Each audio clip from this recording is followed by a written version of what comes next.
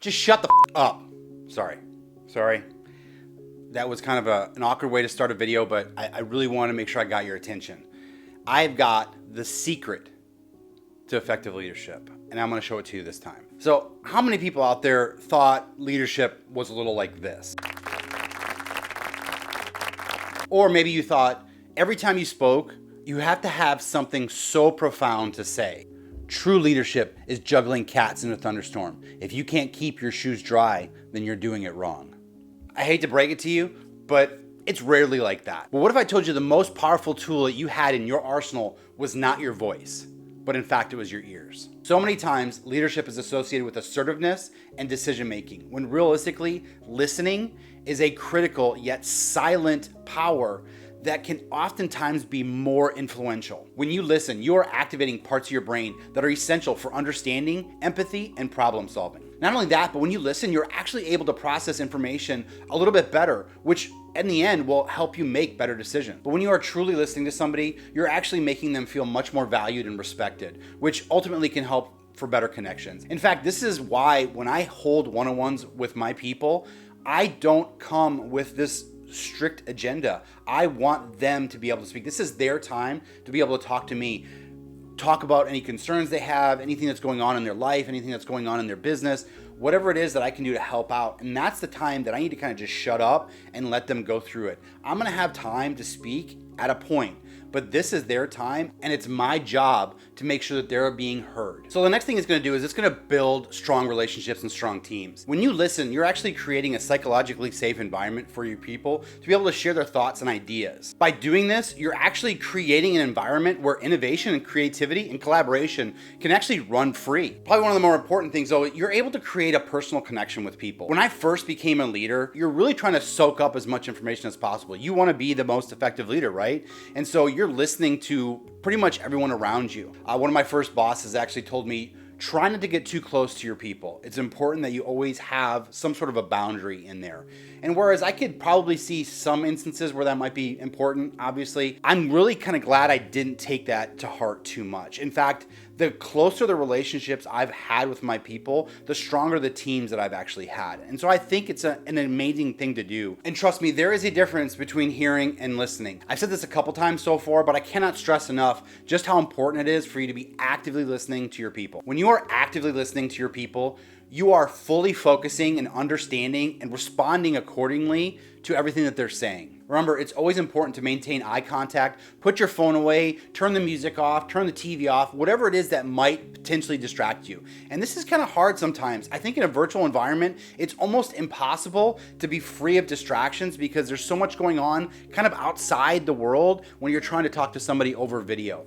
But it's important to do so. Now, I've had this problem before in the past too. When I work, I've got 3 monitors going at the same time. And one of the things that I try to do is get to my chat as quickly as possible because that's usually somebody that is needing something right away. But when I am in a meeting with somebody, I turn off all of my notifications because I know as soon as somebody chats me, it will be very hard for me to maintain that active listening. And so I turn off all the notifications because I want the person that's in front of me to know that they're the only person that I'm listening to right now. I think it's always good to be able to ask some clarifying questions. Clarifying questions. You're not putting your own thoughts in here. I know sometimes it can be very hard for us to listen to something and have a thought pop in our head that you want to be able to interject and maybe add potentially some value to the conversation, but this is not the time for it. That time will come. This is a time for you just to be able to ask some clarifying questions and move forward. I mean, how many times have you I had a thought. been speaking and Wait, before you go on, the other person just, something else to think about. and the other person just can't wait to jump in there and One of the things that really helps me. and share their thoughts. I get it. You've got something important to say. I want you to be able to say it, but now's just not the time. I think listening can be a great leadership strategy. What a great way to gain insight or feedback from customers, your team, your stakeholders. People love to be heard. When you come correct and just shut the up and listen, honestly, you will probably end up walking away from that meeting with way more actionables than you could probably even handle. It reminds me of this time where I was invited to a feedback session for a process change that was happening. It was me and a couple other people just to kind of gain some insight into how things are going, what we'd like to see different, things of that nature.